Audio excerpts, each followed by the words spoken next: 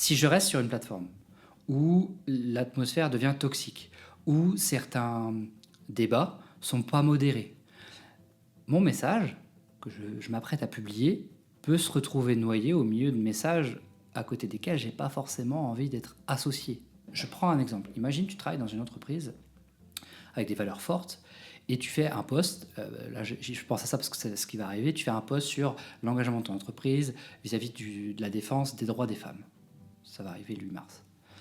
Et en fait, ton post se retrouve dans le fil d'actualité entre deux posts de comptes très masculinistes. C'est super dérangeant en fait. Et donc, pour la réputation de la marque, ça pose problème. C'est ce que beaucoup de spécialistes appellent la brand safety. Pour une entreprise, il y a d'autres problématiques. C'est comme les utilisateurs partent de X, bah, les entreprises se disent à quoi bon rester? C'est pour parler à qui en fait?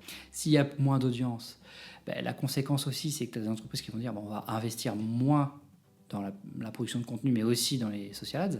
Et puis, ça pose un autre problème, c'est d'accord, on va partir, mais du coup, pour aller où? Est-ce qu'on reconstruit une audience ailleurs?